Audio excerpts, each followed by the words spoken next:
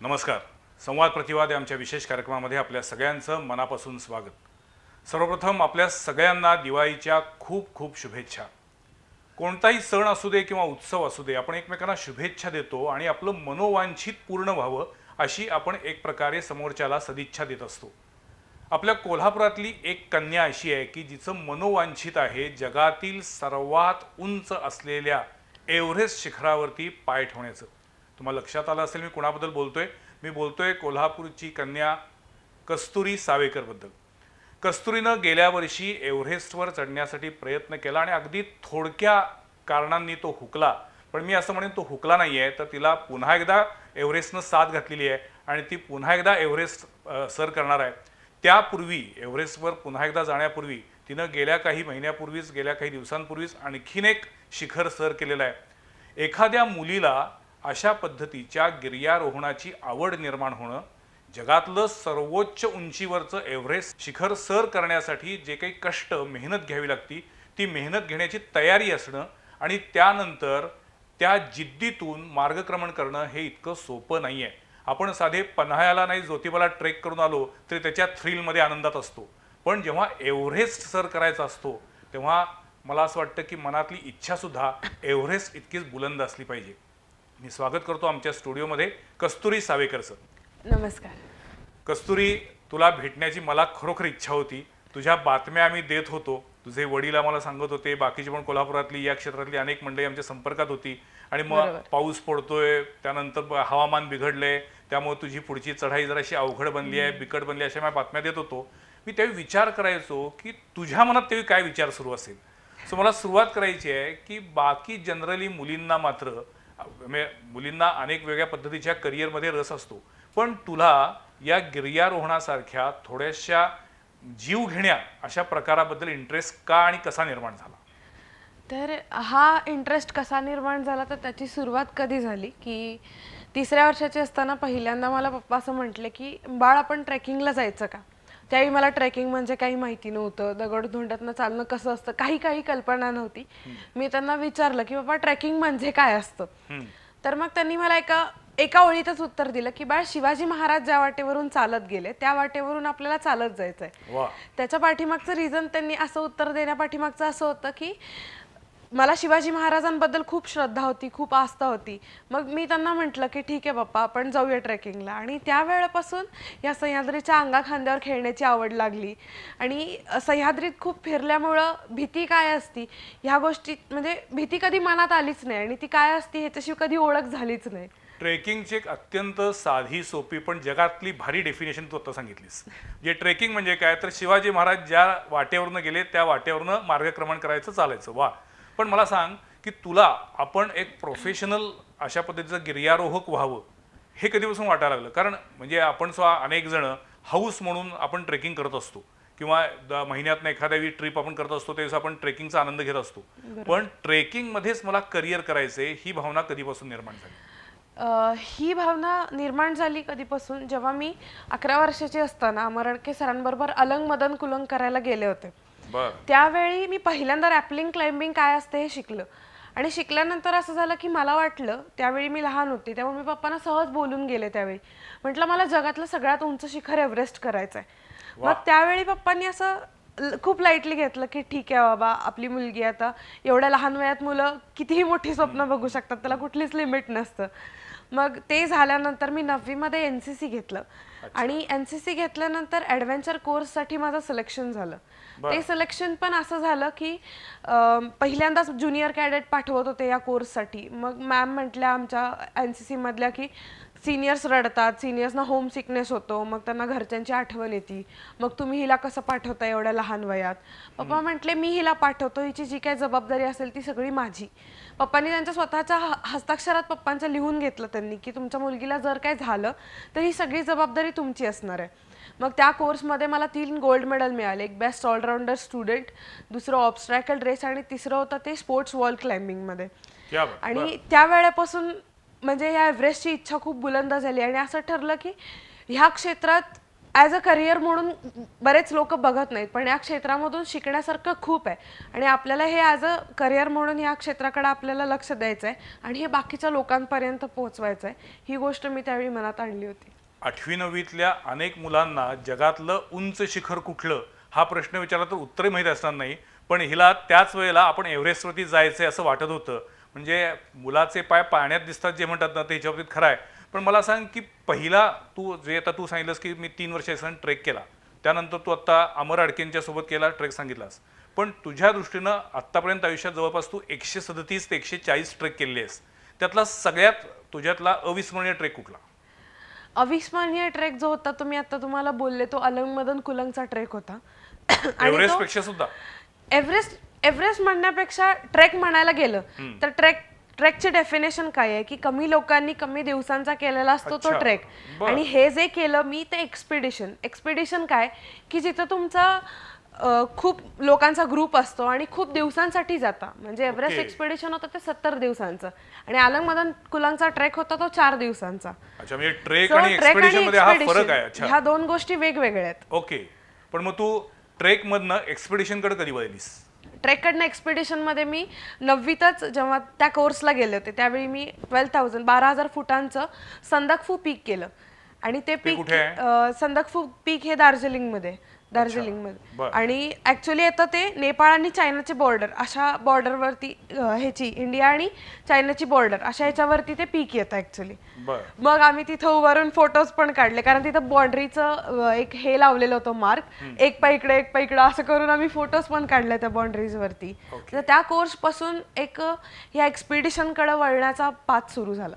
पण तू सुरुवात सह्याद्रीपासून केलीस ना? सुरुवात माझी सह्याद्रीपासून. सह्याद्रीतले कुठले कुठले तुझे ट्रेक किंवा एक्सपिडिशन झाले? ट्रेक सह्याद्रीतले माझे ट्रेक झाले ते रतनगड सांदन व्हॅली असेल, परत कळकराय असेल, ढाक भैरी असेल, अलंग मदन कुलंग असेल, असे अनेक किल्ले मी ह्याच्यातले सह्याद्रीतले पूर्ण केले. किल्ल्यांबरोबर जंगल ट्रेक पण असतील, बोरबेट ते दाजीपूर असेल, मडगाव ते पाटगाव असेल, अशा अनेक जंगल ट्रेक सुद्धा मी या ट्रेकच्या दरम्यान केले.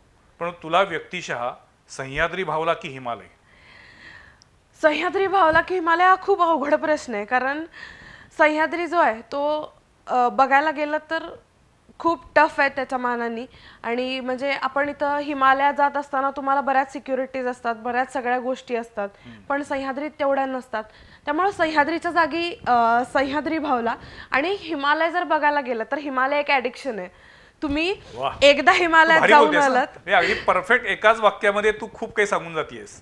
हिमालय ही एक ॲडिक्शन आहे. खूप सुंदर वाक्य आहे खरंच. कसं होतं की हिमालयात तुम्ही एखाद्या पीक साठी जाता, एखाद्या छोट्या एक्सपिडिशन किंवा तुम्ही जस्ट फिरायला म्हणून जरी गेलात, काश्मीर असेल किंवा बाकीच्या कुठल्या ठिकाणी, तर तुम्हाला असं तिथं गेल्यानंतर फील येतो की बाबा इथे एवढं कमी टेम्परेचर आहे, एवढी थंडी वाजती, परत आपण इथे यायचं नाही, असं एका पॉइंटला कुठेतरी तुमच्या मनात तो विचार येतो. आणि नंतर जेव्हा इकडे येतात तेव्हा परत असं वाटायला लागतं अरे कधी जायचं हिमालयात परत. अगदी अगदी खरं. तिथं कितीही एक्स्ट्रीम कंडिशन असो, आपल्याला कुठल्याही गोष्टीला फेस करायला लागलेला असो, पण पुन्हा तिकडं जायची ओढ ही लागतीच. त्यामुळं हिमालय एक ॲडिक्शन आहे. आता आपण येऊया तुझ्या गेल्या वर्षीच्या एव्हरेस्ट वारीकडं. मी त्याला वारीच म्हणतोय कारण तू वारंवार एव्हरेस्ट सर करशील याची आम्हाला तर खात्री आहे. म्हणजे मागच्या वेळी जरी हुकला असला, ती संधी गेली असली तरी या वर्षी तू ते नक्की मिळणार. मुळात मला तुला विचारायचंय की या वर्षी म्हणजे 2022 मध्ये पुढच्या वर्षी पुन्हा तू एव्हरेस्ट सर करण्यासाठी प्रयत्न करणार आहेस? हो, 2022 मध्ये मी पुन्हा एव्हरेस्ट एक्सपिडिशन साठी प्रयत्न करणार आहे. त्याची तयारी सुरू केलीस? हो, त्याची तयारीला सुरुवात झालेलीच आहे. हे जेव्हा आता 2021 मधलं मी एक्सपिडिशन करून आले, तर त्या 21 एक्सपिडिशनसाठी माझा 7 तासांचा वर्कआउट असायचा. रोज 7 तासांचा वर्कआउट असायचा. बापरे, काय असतं 7 तास म्हणजे काय करता? 7 तासाच्या वर्कआउटमध्ये आठवड्याचं एक शेड्यूल बनवलेलं असतं. त्या शेड्यूलमध्ये 3 दिवस जिम, 1 दिवस सायकलिंग, 1 दिवस रनिंग आणि 1 दिवस लोड फेरी असं ते डिवाइड केलेलं असतं. किती ते किती? डिवाइड म्हणजे कसं झालेलं असतं की सकाळच्या सेशनमध्ये तुम्हाला जिम करायचं आहे. जिममध्ये तुमचं जे काही फंक्शनल ट्रेनिंग असतं, जे काही तुमचं upper body lower body workout असतो, तो जिममध्ये केला जातो मसल ट्रेन करण्यासाठी. आणि संध्याकाळी रोज कंपल्सरी तुम्हाला योगा, मेडिटेशन, प्राणायाम आणि जो काही रिकव्हरी वॉक असेल किंवा रिकव्हरी वर्कआउट, म्हणजे सकाळी जो काही तुम्ही वर्कआउट केलेला असतो त्याची परत रिकव्हरी होण्यासाठी बॉडीची संध्याकाळी एक वर्कआउट करावा लागतो. तर ते रनिंग असेल किंवा सायकलिंग असेल तर ह्या सगळ्या गोष्टी रिकव्हरी वर्कआउटमध्ये येतात. आणि रिकव्हरी वर्कआउटमध्ये सायकलिंग येतं, ते पण आम्हाला 30 ते 40 किलोमीटर रिकव्हरीसाठी सायकलिंग करावं लागतं. ऐकूनच दम लागला. म्हणजे 30 ते 40 किलोमीटर रिकव्हरी रिकव्हरीसाठी सायकलिंग करावं लागतं. आणि नॉर्मली सायकलिंग आम्हाला 100 ते 150 किलोमीटर करावं लागतं एका वेळी. माय गॉड. तर ते सायकलिंग एव्हरेस्ट सर करणं हे किती कठीण काम आहे हे आपण अनेकदा ऐकलं होतं. म्हणजे उमेश झिरपेसो इथे येऊन गेलेले आहे असं सांगितलं होतं. पण कोल्हापूरची एक मुलगी ज्या जिद्दीनं ज्या तडफेनं हे काम करते त्यासाठी किती मेहनत घेते. आपल्याला वाटत असतं की एखादी गोष्ट करण्यासाठी साध्य करण्यासाठी केवळ पैसे असून चालत नाही. मला तर उलट असं वाटतंय की कस्तुरी सावेकरच्या बाबतीमध्ये तिनं पैशाचा विचार न करता सगळ्यांच्या लोकसहभागातून सगळ्यांच्या सपोर्टमधून तिची जी मानसिक जिद्द आहे इच्छा आहे त्याच्यातून ही करून दाखवते आहे. आणि आता 2022ची जी तयारी सुरू केली आहेस त्याला आता तुझा असाच वर्कआउट सुरू झालाय पुन्हा आता वर्कआउट सुरुवात नाही झालेली. आता या पुढच्या येत्या 1 तारखेपासून वर्कआउटला सुरुवात होणार आहे. कारण आताच मी मनस्लू म्हणजे जगातलं 8व्या उंचीचं शिखर 8000 मीटर मनस्लू हे आहे ते नेपाळमध्ये आहे हे शिखर. तर जगात अशी 8000 पेक्षा जास्त उंच असणारी 14 शिखर आहेत. आणि त्यांना त्या 14 शिखरांची गिनती मोस्ट इम्पॉर्टंट मध्ये का केली जाते तर 8000 पेक्षा वरती जो असतो तो डेथ झोन चालू होतो. आणि डेथ झोन म्हणजे तिथं फक्त एअर मधलं ऑक्सिजनचं प्रमाण 4 to 5% असतं आणि तिथं तुम्हाला ऑक्सिजन लावून क्लाइम करायचं असतं. त्यामुळे ह्या 8000 मीटरपेक्षा जास्त उंच असणाऱ्या 14 शिखरांना खूप मान दिला जातो. तर यातलं मी 8व्या नंबरचं शिखर माउंट मनस्लू हे आता मी क्लाइम करून आले, ज्याची उंची आहे 26,781 फूट. तर हे पीक क्लाइम करून आल्यानंतर आता 1 महिन्याची रेस्ट लागती बॉडीला. कारण जेव्हा तुम्ही हिमालयात जाता त्यावेळी तुमची बॉडी तासाला 1.5 लिटर ह्या प्रमाणात तुमच्या बॉडीतून वॉटर इव्हॅपोरेट होऊन जात असतं. म्हणजे कुठल्या ना कुठल्या कारणातून पाणी बाहेर पडत असतं. आणि ह्या सगळ्याची रिकव्हरी तिथं करणं आणि तिथून आल्यानंतर इथं ह्या सगळ्याची रिकव्हरी करणं. कारण जेव्हा तुम्ही हिमालयात असता त्यावेळी तुमच्या प्रत्येक हाताची बोटं असतील किंवा पायाची बोटं सगळ्या टिप्सचे तुमचे जे वेन्स असतात म्हणजे ज्या काही नसा असतात शिरा त्या सगळ्या आकुंचन पावलेल्या असतात. आणि तिथपर्यंत ब्लड सर्क्युलेशन पोहोचवण्यासाठी हार्टवरती प्रेशर येतं आणि हार्टच्या साईजमध्ये काही मिलीमीटर्सनी थोडंसं साईजमध्ये थोडं वाढती. ती साईज नॉर्मलला येण्यासाठी या सगळ्या रिकव्हरीची गरज असते. आणि मग ही रिकव्हरी झाल्यानंतर आता पुन्हा वर्कआउटला सुरुवात होणार. आणि या वर्कआउटमध्ये जसं मी तुम्हाला सांगितलं की आठवड्यातून एकदा 21 किलोमीटर रनिंग करावं लागतं. बाकीचं रोजचं रनिंग हे 16 किलोमीटर असतंच. त्याबरोबर आठवड्यातून एकदा 21 किलोमीटर रनिंग आणि पाठीवर 25 किलो ओझं घेऊन ज्योतिबा 3 वेळा चढायचा कुशिऱ्यातून आणि 3 वेळा उतरायचा. या सगळ्या गोष्टी कराव्या लागतात. मला तुझे पाय धरावेसे वाटायला लागलेले खरं सांगतो. म्हणजे ही कल्पना सुद्धा करू शकत नाही आपण की एवढे प्रचंड कष्ट घ्यावे लागतात. मला तुझ्या एव्हरेस्ट मोहिमेबद्दल जाणून घ्यायचंय. तू 2021 मधली जी काही मोहीम केलीस ती सुरुवात कधी केलीस आणि कसा प्रवास होता तुझा? सुरुवात त्याची झाली 14 मार्चला. अच्छा. आणि 14 मार्चला एवढ्या लवकर निघण्याचं कारण पण असं की जर इथं कोरोनामुळे बाउंड्रीज पुन्हा लॉक झाल्या तर इथून बाहेर पडणार कसं. कारण एप्रिलच्या फर्स्ट वीक ही आमची टेंटेटिव्ह डेट असते इथून बाहेर पडण्याची. पण मला 14 मार्चलाच निघावं लागलं कारण जर कोरोनामुळे ह्या सगळ्या प्रॉब्लेम्स आल्या तर पुढं कसं निघणार. मग आम्ही या एक्सपेडिशनसाठी 14 तारखेला निघालो. 14 तारखेला निघालो त्यावेळी पण माझ्याबरोबर गिरीप्रेमीची उमेश झिरपे सरांची टीम होती जी अन्नपूर्णा क्लाइम्बसाठी चाललेली होती. अन्नपूर्णा जे शिखर आहे ते जगातलं 10व्या क्रमांकाचं शिखर आहे. त्यावेळी माझ्याबरोबर भूषण हर्षे, सुमित मांदळे आणि आपले उमेश झिरपे सर हे तिघं पण होते. मग त्यांच्याबरोबर मी नेपाळमध्ये गेले आणि नेपाळमध्ये गेल्यानंतर तिथं आम्ही थोडे दिवस राहिलो. आणि मग असं झालं की ते अन्नपूर्णासाठी निघून गेले. आणि मग मला आता नेपाळमध्ये गेल्यानंतर ह्या सगळ्या एक्सपिडिशनसाठी लागणारी खरेदी करायची होती.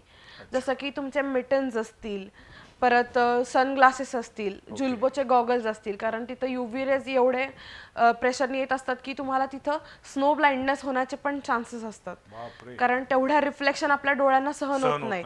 आणि असं होतं की बऱ्याच वेळा तुमचे गॉगल्स वगैरे खराब होतात आणि एक्स्ट्रा स्पेअर गॉगल नसेल तर तुम्हाला तसंच नेकेड आईजनी चालावं लागतं. आणि ह्या सगळ्या ह्याच्यात तुमच्या डोळ्यांवरती खूप इफेक्ट होऊ शकतो. त्यामुळे चांगल्या क्वालिटीमधला गॉगल घेणं असेल तर ह्या सगळ्याची खरेदी सुरू झाली. ती खरेदी करत असताना पण असं झालंय की आता थमिल मार्केट मला एवढं पाठ झालंय की आपल्या कोल्हापुरात जसं आपण कुठल्याही गल्लीत शिरतो आणि दुसऱ्या गल्लीतनं सहज बाहेर पडतो तसं झालंय की इकडनं निघायचं तिकडून बाहेर पडायचं, सगळे रस्ते पाठ झालेत. कारण एवढ्या सगळ्या खरेदीसाठी रोज पण तू आधी कधी फिरणं गेली होतीस असेल. तिकडे पण? हा, माउंट मेरासाठी गेले होते. ज्यावेळी 2020 मध्ये एक्सपिडिशन करायचं होतं त्यावेळी 6000 मीटरचं एक पीक करायचं होतं.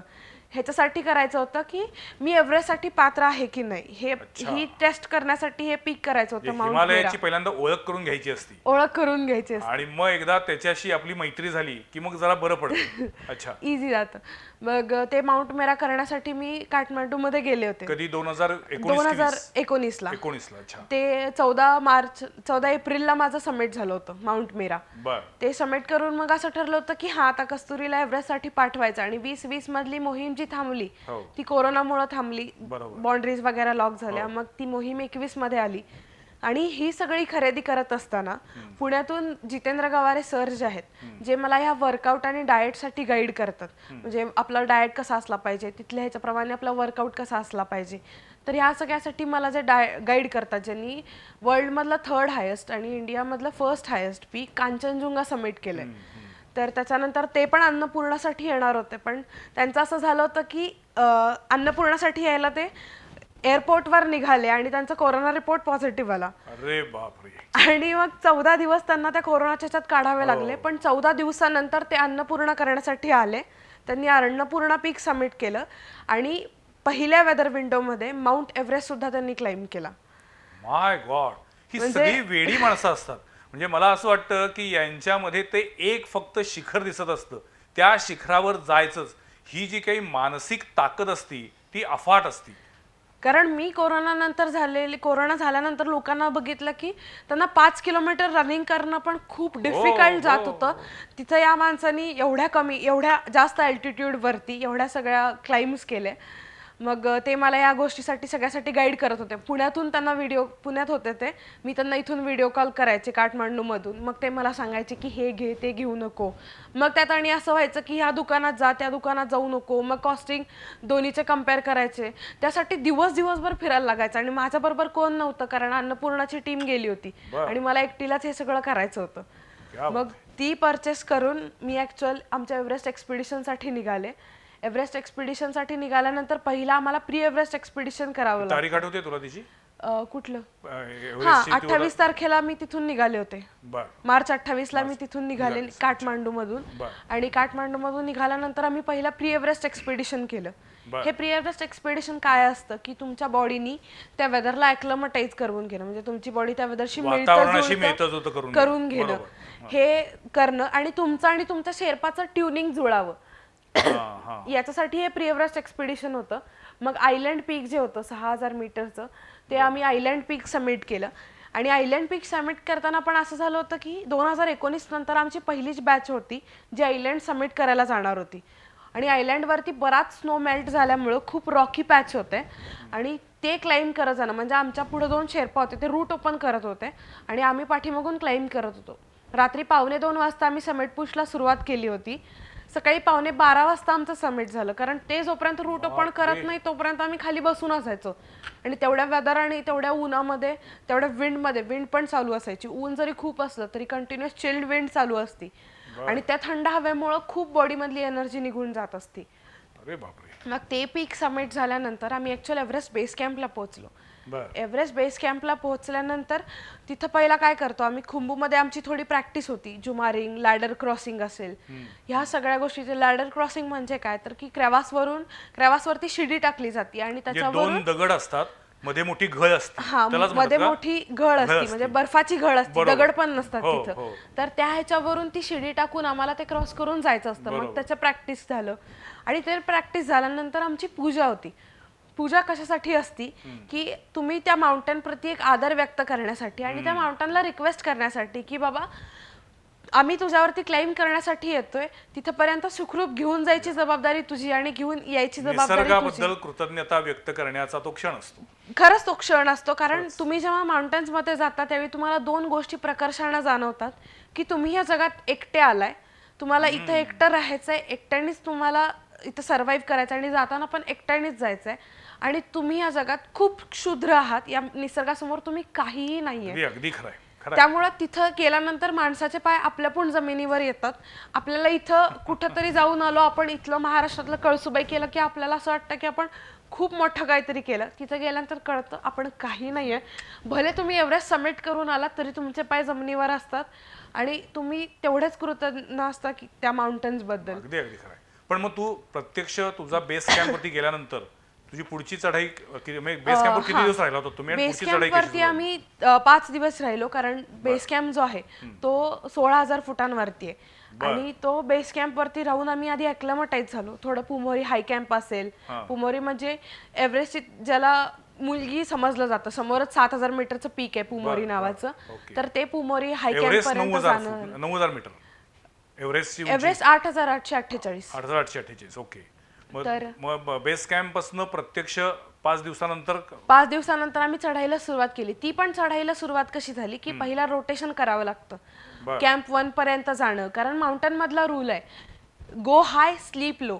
म्हणजे तुम्ही जास्त अल्टिट्यूड वरती क्लाइंब करा. तुम्ही आता ज्या हाईट वरती, ज्या उंचीवरती राहता त्याच्यापेक्षा जास्त उंचीवरती जावा. ती उंची त्या उंचीला टच करा आणि पुन्हा खाली येऊन राहावा, की जेणेकरून तुम्ही आता 17,000 वरून जेव्हा तुम्ही 19ला जाता त्यावेळी तुमची बॉडी 19ला ॲक्लमटाईज झालेली असते. आणि जेव्हा तुम्ही 17वर येऊन झोपता त्यावेळी तुमची बॉडी खूप चांगली ॲक्लमटाईज होती.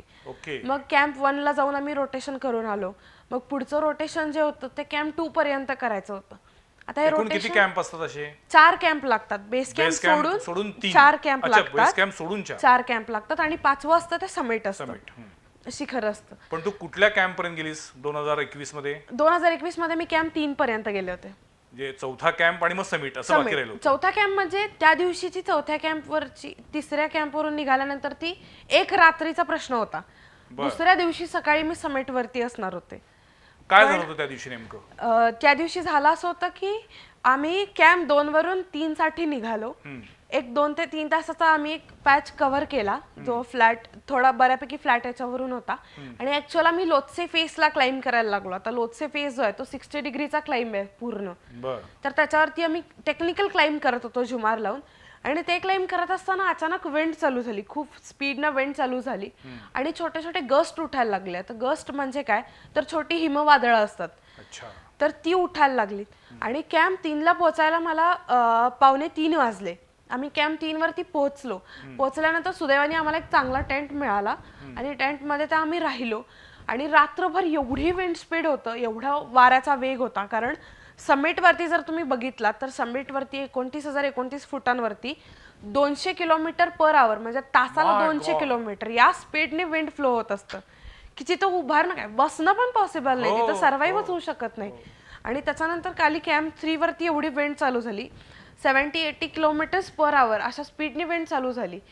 जे की आम्ही वेदर विंडो जेव्हा बघतो समिटसाठी जेव्हा जातो त्यावेळी वेदर विंडो म्हणजे काय की त्या दिवशी वातावरण चांगलं असणं आणि समिट वरचं स्पीड 10च्या आत असेल तर आम्ही असं म्हणतो की वेदर विंडो ओपन झाली. आता 200 कुठं आणि 10 कुठं खूप फरक येतो त्याच्यामध्ये. तर मग असं वेदर विंडो 26 तारखेची वेदर विंडो ठरवून आम्ही ऍक्च्युली याच्यासाठी चाललो होतो. आम्हाला असं कळलं होतं की 26ची वेदर विंडो चांगली आहे कारण 21ला आपल्या इकडे तोक्ते आलं होतं आणि तोक्त्याचा इफेक्ट तिकडे जाणवत होता. कंटिन्युअस 2 दिवस स्नोफॉल चालू होता, त्यामुळे आम्हाला कुठं हलता आलं नाही. मग 26च्या वेदर विंडो साठी आम्ही निघालो आणि 26च्या वेदर विंडोला कॅम्प 3 वरती गेल्यानंतर एवढी विंड आणि एवढ्या गस्ट मध्ये आम्हाला पुढे एक पाऊल टाकणं पण खूप इम्पॉसिबल झालं होतं. एवढं इम्पॉसिबल झालं होतं. किती जणांचा ग्रुप होता तुमचा त्यावेळी? ऍक्च्युली त्यावेळी असं झालं होतं की नुपसे क्लाइंब करणारे आणि एव्हरेस्ट आणि लोत्से क्लाइंब करणारे असे सगळे मिळून आम्ही एक 30 जण कॅम्प 2 वरती राहिलो होतो. मग आम्ही कॅम्प 3 वरती राहिल्यानंतर असं झालं की दुसऱ्या दिवशी निघणार असं वाटलं, दुसऱ्या दिवशी सकाळी वेदर ठीक होईल आणि आम्ही निघू. पण तसं काही झालंच नाही. दुसऱ्या दिवशी सकाळी पण खूप विंड स्पीड होतं आणि त्या विंड स्पीड मध्ये वरती जाणं पॉसिबल नव्हतं आणि खाली उतरणंही पॉसिबल नव्हतं. मग आम्ही असा डिसिजन घेतला की 29 तारखेची वेदर विंडो पण चांगली दिसते, 29 तारखेला वेदर चांगलं दिसतं. या हिशोबाने आम्ही कॅम्प 3 वरती 2 रात्र काढल्या. ऍक्च्युली 2 रात्र 3 दिवस. त्यानंतर शेर्पा आमचा असं म्हटला की आता खायला काय नाहीये. 2 दिवस आम्ही तिघांमध्ये म्हणजे मी, जितेंद्र सर आणि दिनेश कोतकर आणि आमचे शेर्पा तिघांचे 3 शेर्पा असे आम्ही 6 जण होतो. तर आम्ही चौघांमध्ये एक कॅडबरी असं आम्ही दिवसभर अशा ह्याच्यात आम्ही सर्व्हाइव्ह बापरे. केलंय. मग ते म्हटले, शेर्पा म्हटला की आता खाणं संपलंय आपलं, तुम्ही वरती राहणार कसं, आणि ब्युटेन गॅस पण संपलाय, पाणी बनवून कसं राहणार एवढ्या अल्टिट्यूड वरती. मग आम्ही शेवटी कॅम्प 2 ला डिसेंड केलं. कॅम्प 2 ला डिसेंड केल्यानंतर आम्हाला तिथं राहायला टेंट नव्हता, सगळे टेंट फुल होते कारण क्लाइंबर्स खूप होते. बर. मग आम्ही त्या दिवशी डायनिंग टेंट मध्ये राहिलो. डायनिंग टेंट फाटला होता मागच्या विंडमध्ये, वरून पाणी गळत होतं कारण आउटर फाटलं होतं आणि आतल्या इनर वरती बर्फ सगळा गोळा झाला होता, त्याचं पाणी पडत होतं, आणि साईडून टेंट फाटला होता, त्याच्यातून स्नोफॉल आत येत होता. या ह्याच्यात स्लीपिंग बॅग जोडल्या होत्या आणि वरती जायचं असतं. ऐकताना सुद्धा अंगावर काटा येतो. आणि तू ते सगळं अनुभवलंयस, तशात ते 2-2 दिवस 2-2 रात्र काढलेले आहेत. म्हणजे किती एखादी गोष्ट मिळवायची याच्यासाठी किती जिद्द पाहिजे. पण मला सांग, या सगळ्यातनं ज्यावेळी तुला माघारी यावं लागलं ते तुझ्या मनात काय भावना होत्या? ते समिट पूर्ण झालं झालं नाही. की कॅम्प 2 वरती असं ठरलं, 3 दिवसानंतर कॅम्प 2 वरती 3 दिवस राहिलो, आणि 3 दिवसानंतर असं ठरलं की कॅम्प 2 वरचं राशन संपलंय, पाणी बनवायला रॉकेल नाहीये, त्यामुळे आता डिसेंड करावं लागणार आहे, काही ऑप्शन नाही, कारण एवढी लोक पहिल्यांदाच राहिली होती, खालून कुठलीही मदत येत नव्हती, कारण एवढ्या खराब वेदरमध्ये हेली येत नव्हतं. आणि जो खुंबू आईसफॉल आहे, ज्याला आम्ही एव्हरेस्टवरचा डेथ झोन म्हणतो, की जिथं कंटिन्युअस ॲव्हलांचेस येत असतात, वरतून बर्फाचे कडे कोसळत असतात, जिथं क्रेवासेस पण म्हणजे हिमभेगा पण एवढ्या मोठ्या असतात की 2 ते 3 लॅडर जॉईन करून त्याच्यावरती टाकून त्याच्यावरून चालत जावं लागतं, आणि त्याच्यातून जर खाली पडलं तर तिथून डेड बॉडी पण काढता येत नाही, एवढं डिफिकल्ट असतो. तर तिथून कुठला शेर्पा पण वरती यायला तयार नाही, कारण एवढं ओझं घेऊन तो वरती स्वतःचा जीव धोक्यात टाकून तो कशासाठी वरती येणार. मग असं ठरलं की खाली यायचं. मग त्या दिवशी जितेंद्र सरांकडे खूप रडले, मग त्यांना म्हटलं की 2 वर्षाची वाट बघितली होती, ते समिट आता पण नाही झालं. पण मग त्यांनी समजावून सांगितलं की, म्हणजे मी पण स्वतःला समजावलं की आम्ही माउंटेनियर ह्या एथिक्स वरती काम करतो की तुम्हाला जे काही करायचं ते विथ नेचर करायचं, अगेन्स्ट नेचर जाऊन तुम्हाला काहीही करायचं नाहीये, आणि तुमचा जीव, तुमची सेफ्टी पहिल्यांदा, कारण हा माउंटन जो आहे तो इथंच राहणार आहे, तो कुठेही जाणार नाहीये. तुम्ही जर सेफ असाल, तुम्ही जर व्यवस्थित असाल, तर तुम्ही असे अनेक माउंटन्स क्लाइंब करू शकता. तर असं ठरलं की ठीक आहे, आता कॅम्प 2 वरून खाली यायचं. मग त्यावेळी आम्ही कॅम्प 2 वरून खाली येताना पण अशी सिच्युएशन होती की आम्ही तिघांमध्ये फक्त अर्धा लिटर पाणी होतं, आणि पण तुम्ही जाताना जसे चालत जाता तसं येताना पण चालतच येताना यावं पण लागतं? चालतच यावं लागतं. म्हणजे तुम्हाला येताना हेलिकॉप्टर मधनं खाली आणणं वगैरे असले काही प्रकार असत नाही? असे प्रकार होत नाहीत. ते कधी होतं जेव्हा तुम्हाला काही प्रॉब्लेम असेल, तुम्ही ॲज अ कॅज्युअलिटी म्हणून मग तुम्हाला खाली आणलं जातं, अदरवाईज तुम्हाला म्हणजे एरवी कुठल्याही समिटला जात असताना जाताना पण चालत जायचं आणि पुन्हा येताना ते उतरत चालत यायचं. यायचं. काय होतं, जाताना जर उत्साह असतो पण येताना मात्र फारच अवस्था वाईट असते. म्हणजे सर्वसामान्यांच्या मनातली ही भावना आहे. सो तुम्हाला पुन्हा ते उतरून सह खाली यायचं असतं. पण जेवढे दिवस तुम्हाला ती एखादी चढाई करायला लागतात तेवढेच दिवस येताना पण लागतात? त्याच्यापेक्षा कमी दिवस लागतात येताना, कारण ऍक्च्युली आम्ही समिट करून डायरेक्ट कॅम्प 2 ला उतरतो आणि 2 वरून डायरेक्ट बेस कॅम्पला उतरतो, त्यामुळे येताना 2 दिवस लागतात. जायचा मार्ग वेगळा आणि यायचा मार्ग वेगळा? नाही, दोन्ही मार्ग सेमच आहेत, पण डिसेंड करत असताना लवकर डिसेंड लवकर होतो, त्यामुळं आम्ही फास्ट मध्ये खाली उतरत असतो. पण या सगळ्या हाय ॲटिट्यूड वरती गेल्यानंतर शरीरावरती कोणकोणते परिणाम होतात? शरीरावरती खूप परिणाम होतात. जसं मी तुम्हाला सांगितलं की तासाला 1.5 लिटर या प्रमाणात शरीरातून पाणी बाहेर पडत असतं, त्याची रिकव्हरी करणं, आणि वरती गेल्यानंतर तुमची पचन क्षमता एवढी वीक झालेली असती, कारण शरीर, पोट काय म्हणतं, मेंदू काय सांगतो सगळ्या बॉडीला की आपल्याकडे ऑक्सिजन कमी आहे आणि आपल्याला कमी ऑक्सिजन मध्ये सर्व्हाइव्ह करायचं, त्यामुळे पोट जास्त खायला मागत नाही, कारण ते खाल्ल्यानंतर ते पचवायला ऑक्सिजन पाहिजे आणि ते सगळ्या बॉडी पर्यंत पोहोचवण्यासाठी ऑक्सिजन पाहिजे, त्यामुळे ॲपिटेट आपलं वीक झालेलं असतं. त्याच्यात पण स्वतःला जबरदस्तीने खायला घालावं लागतं, कारण पुढचा क्लाइम करायचा असतो आणि त्याच्यासाठी एनर्जीची गरज असते. ते एक चेंजेस बॉडीमध्ये झालेले असतात. आणि बॉडीमध्ये मेन चेंज जो झालेला असतो तो एवढ्या अल्टिट्यूडला, आपण आता बोलतोय, तुम्हाला कळतंय, तुम्ही हा होय नाही हे सगळं बोलताय, पण त्या अल्टिट्यूडला असं होतं की ऑक्सिजन लेवल कमी झाल्यामुळं, मी आता तुम्हाला एखादी गोष्ट सांगितली की हा ग्लास उचलून आपण तिकडं ठेवायचा, तर तुम्हाला आणि काही सेकंड नंतर, एक 15-20 सेकंड नंतर तुम्हाला कळतं की मी असं म्हटले होते, मग तुम्ही ती ऍक्शन करता. बापरे. कारण तुमचं ऑक्सिजन बॉडीमध्ये कमी पोहोचत असल्यामुळे तुमच्या तेवढ्या समजून घेण्याची रिसिव्हिंग पॉवर सगळी वीक झालेली असती. त्या सगळ्या गोष्टींना फेस करायचं असतं, आणि अशी जेव्हा वर्स्ट कंडिशन येते त्यावेळी तुम्हाला तेवढ्या कंडिशन मध्ये पण योग्य निर्णय घेणं खूप गरजेचं असतं. आणि मन कारण स्थिर ठेवणं. मन स्थिर ठेवणं, कारण एक तुमचा चुकीचा डिसिजन आणि समोर मृत्यूचं दार तुम्ही दारातच उभारलेला असता.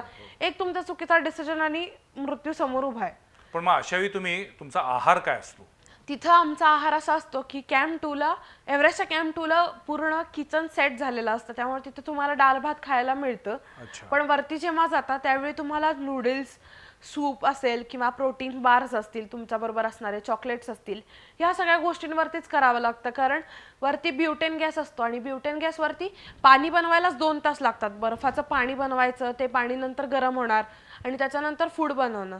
तर ह्या सगळ्या गोष्टी खूप डिफिकल्ट असतात, त्यामुळे तुम्हाला वरती सूप, नूडल्स याशिवाय काय ऑप्शन्स नसतात. माय गॉड. मग आता सांग, तू तुझ्या एव्हरेस्ट मोहिमेनंतर जी आता तू मोहीम केलीस, ती मोहीम करायची तुझी इच्छा का झाली? ती मोहीम करायची इच्छा कशी झाली की त्या दिवशी मी खुंबूमधून खाली उतरून बेस कॅम्पला आलो आम्ही. आणि बेस कॅम्पला आल्यानंतर खुंबूमध्ये जेव्हा आलो त्यावेळी खुंबूमध्ये आल्यानंतर मी काय केलं की मी डोकं टेकून नमस्कार केला आणि माउंटनला सांगितलं की तू तुझी सुखरूप आणण्याची जबाबदारी पार पाडलीस. आता मला म्हणजे माझ्यात जे काही कमतरता होत्या किंवा माझं जे काही मला असं वाटत होतं की ह्या गोष्टी माझ्यात मी वाढवल्या पाहिजेत, जसं की माझी अजून स्ट्रेंथ असेल, आपलं वर्कआउट वाढवून स्ट्रेंथ वाढवणं असेल, कारण आपण सी लेवलला राहतो, त्या अल्टिट्यूडचं ट्रेनिंग करणं ह्या गोष्टीमध्ये पण खूप चॅलेंज असतं. तर ते मी ठरवलं की तिथंच मी बेस कॅम्पवरूनच पप्पांना फोन केला आणि पप्पांना सांगितलं की आपल्याला सप्टेंबरमध्ये होणारं मनस्लो एक्सपिडिशन करायचं, जगातलं 8व्या उंचीचं शिखर. कारण ते एक्सपिडिशन केल्यानंतर मला माहित होतं की मला परत अजून माझ्यात काही सुधारणा करायच्या असतील तर त्याच्यासाठी मला हेल्प होईल. आणि 8000 मीटर उंचीच्या शिखराचा एक्सपिरियन्स असणं, ऑक्सिजन लावून तिथं क्लाइम्ब करणं, या सगळ्या गोष्टीचा एक्सपिरियन्स असणं खूप गरजेचं असतं. तर तो एक एक्सपिरियन्स मला मिळेल आणि याच्यासाठी मी तिथंच ठरवलं होतं की आपल्याला मनस्लो एक्सपिडिशन करायचंय. अभिमानानं ऊर भरून येणे म्हणजे काय हे मी आता अनुभवतोय. कोल्हापूरची आपली एक मुलगी ज्या कष्टानं, ज्या निष्ठेनं आणि जे एक ध्येय घेऊन काम करतेय, सलाम. तुझ्या क्षेत्रातले तुझे गुरु कोण? मी या क्षेत्रात गुरु म्हणते ते पहिले आई बाबा तर आहेतच, त्याबरोबर सह्याद्रीत मला ज्यांचं बोट धरून मी चालायला शिकले ते म्हणजे अमर अडके सर. आणि हिमालयात जाण्यासाठी मला जे मार्गदर्शन मिळालं ते उमेश झिरपे सर असतील, त्याचबरोबर जितेंद्र गवारे सर असतील, इकडं वर्कआउट घेणारे विजय मोरे सर असतील, जिमचे ग्राउंडवरचा वर्कआउट घेण्यासाठी डाकरे सर असतील. म्हणजे असे अनेक चांगली माणसं, अनेक गुरु मला या क्षेत्रात भेटत गेले, त्यामुळे मी आजपर्यंत या उंचीवर पोहोचले. पण मला एक नेहमी माझ्या मनातला कुतूहलाचा प्रश्न आहे की एव्हरेस्टसाठी अनेक जगभरातनं अशा पद्धतीचे पर्यटक येत असतात, पर्यटक म्हणजे गिर्यारोहक येत असतात. आता ते पर्यटन म्हणून पण हळूहळू त्याची प्रथा पडत चालली आहे. पण गिर्यारोहक जे येत असतात त्यांच्याबरोबर असणारे जे शेर्पा आहेत, ते शेर्पा कशाचे बनलेले असतात? वर्षानुवर्ष ते या सगळ्या मोहिमांमध्ये अशा गिर्यारोहकांना साथ करत असतात. काय हे शेर्पांचं काम काय असतं नेमकं? शेर्पांचं काम कसं असतं की पुढं जाऊन रूट ओपन करणं. तर रूट ओपन करणं म्हणजे काय की जे डिफिकल्ट पॅच आहे त्याच्यावरती रोप फिक्स करणं असेल किंवा समिटपर्यंत, टॉपपर्यंत रोप लावणं असेल, तर हे सगळं काम शेर्पा करतात. ऑक्सिजन सिलेंडर्स वरतीपर्यंत पोहोचवणं असेल तर हे सगळं काम शेर्पा करतात. आणि शेर्पा जे आहेत ते त्या वातावरणात वाढल्यामुळं त्यांची लंग्स कॅपॅसिटी खूप हाय असती आणि त्यांचा त्या वातावरणातला स्पीड खूप जास्त असतं. आता जर तुम्ही त्यांना इकडच्या सी लेवलला घेऊन आलात आणि जर त्यांना सह्याद्रीतला कुठला लॉंग ट्रेक करायला लावलात तर त्यांना ते इकडचा उन्हाचा त्रास होतो.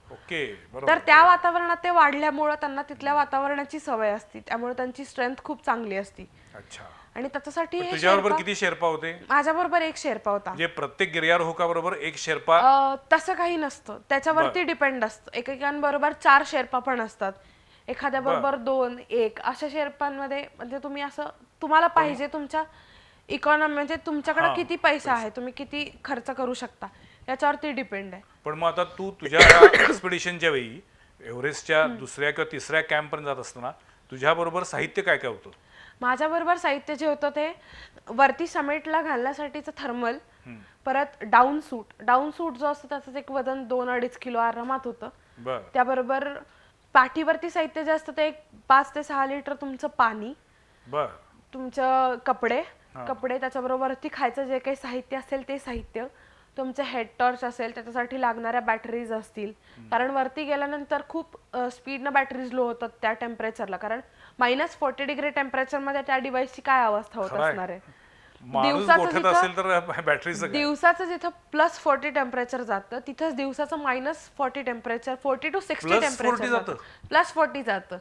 जो एव्हरेस्टला पण जाताना एवढा त्याच्यामध्ये डिफरन्स असतो +40 to -40. डिफरन्स कसा असतो की कॅम्प 1 ते 2 च्या बिटवीन एक वेस्टर्न कूम म्हणून लागतो. बरं. तो वेस्टर्न कूम काय आहे तर समोर लोत्से जगातलं 4थ्या उंचीचं शिखर, डाव्या साईडला माउंट एव्हरेस्ट आणि उजव्या साईडला माउंट नुप्से, ह्या सगळ्यांचे फेस सगळे एकत्र आलेत आणि त्याच्यावरती जो स्नो पडलेला असतो त्याच्यावरून सनलाईट रिफ्लेक्ट होऊन एका होतो. ठिकाणी कॉन्सन्ट्रेट अरे होतात बापरे. आणि तिथं +40 डिग्री पर्यंत टेम्परेचर जातं. आणि My तिथं जेव्हा God. तुम्ही उन्हातून चालत असता त्यावेळी असा फील असतो की आपण कुठल्या वाळवंटात चालतोय आणि हे कधी संपणार आहे. अंतर कटत नसतं त्यावेळी. आणि त्याच कॅम्प साईट वरती रात्रीचं टेम्परेचर -40 ते -60 डिग्री पर्यंत जातं. काय निसर्ग अद्भुत, म्हणजे किती असावा. आणि हे सगळं तू अनुभवलेस. पण आता तुला म्हणजे एव्हरेस्ट सर करणं ही जी तुझी इच्छा महत्वाकांक्षा आहे ती तू पूर्ण करणार याची मला खात्री आहे. त्याच्यानंतर पुढं काय? म्हणजे मला नेहमी असं वाटतं की गिर्यारोहकांच्या आयुष्यामध्ये सगळ्यात शेवटचं ध्येय म्हणजे काय? एव्हरेस्ट. पुढे काय? सगळ्यात शेवटचं ध्येय गिर्यारोहकांच्या आयुष्यात एव्हरेस्ट नसतं. तर कसं होतं की हे 14 शिखर आहेत. आता ह्यातलं एक झालंय माउंट मनस्लू, त्याच्यानंतर एक होईल माउंट एव्हरेस्ट. उरलेली 12 शिखरं आपल्याला क्लाइंब करायची आहेत. त्याचबरोबर ही शिखरं क्लाइंब करत असताना माझा असा उद्देश आहे की कोल्हापुरातून एक कस्तुरी निर्माण झाली आहे, पण मला अशा अनेक कस्तुरी निर्माण करायच्या आहेत. कारण या क्षेत्राकडे लोकांचा बघण्याचा दृष्टिकोन खूप वेगळा आहे आणि खूप लोक या क्षेत्रात अजून येत नाहीयेत. कारण खूप खर्चिक पण आहे हे क्षेत्र आणि बरीच रिस्क पण आहे याच्यात. त्यामुळं प्रत्येक लोक ह्या क्षेत्रात येत असताना विचार करतात. सो मला अशा अनेक गिर्यारोहक तयार करायचे आहेत. मला असं वाटतं की गिर्यारोहक म्हणण्यापेक्षा असं लोकांनी या माउंटनेअरिंग क्षेत्राकडे जावं. माझं असं म्हणणं नाही की सगळ्यांनी याच्यात करिअरच करावं, पण तुम्ही जेव्हा माउंटनेअरिंग क्षेत्रात जाता त्यावेळी तुमच्यातला संयम तपासला जातो. त्या माउंटनमध्ये असताना तुमच्यातला संयम तपासला जातो. तुमची एखाद्या डिसिजन घेण्याची तुमची ॲबिलिटी कशी आहे ही तपासली जाते. तुम्हाला चांगला नागरिक बनण्यासाठी खूप या माउंटनेअरिंग क्षेत्राचा मदत होती खूप. तुला असं कधी वाटलं नाही एखाद्या मोहिमेमध्ये जात असताना, आत्ता नसेल पण लहान असताना, की उगाच मी या मोहिमेमध्ये आले, कशाला एवढं त्रास करून घ्यायचा, असं कधी मनात भावना नाही आल्या? सह्याद्रीत तर असं कधीच वाटलं नाही. कारण सह्याद्रीच्या अंगा खांद्यावर खेळत असताना असं व्हायचं जेव्हा खूप दमलेले असायचे त्यावेळी अशी एखादी वाऱ्याची झुळूक यायची, त्याच्यावरनं असं वाटायचं की शिवाजी महाराज जिजाबाई आपल्याशी बोलतायत, ते आपल्याला सांगतायत की बाळ आपल्याला अजून वरतीपर्यंत जायचं आहे. आणि त्याच्यातून एक नवीन उर्मी असेल, एक नवीन हुरूप तयार व्हायची. आणि मग असं सह्याद्रीतले असेच ट्रेक पूर्ण होऊन जायचे. पण एक्सपिडिशनमध्ये गेल्यानंतर असं कधी ना कधी कुठंतरी मनात येतं की आपण ह्या एक्सपिडिशनमध्ये माझ्या समोर घडलेली गोष्ट आहे. आम्ही बेस कॅम्पला असंच थांबलो होतो आणि एक चेतना जोशी म्हणून मॅम होत्या आणि ते असंच कपडे धुत होतो. आम्ही रेस्ट डे चालू होते आमचे आणि त्यात असं मी तिथनं पास होत होते आणि मला त्या असं सहज म्हटल्या की कस्तुरी कभी कभी लगता है मुझे किस पागल कुत्ते ने काटा है जो मैं यहाँ बेस कॅम्प पे आके बैठ गई.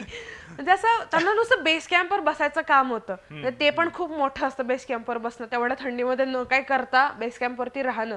त्या IMFचा डॉक्टर होता ऍक्च्युली.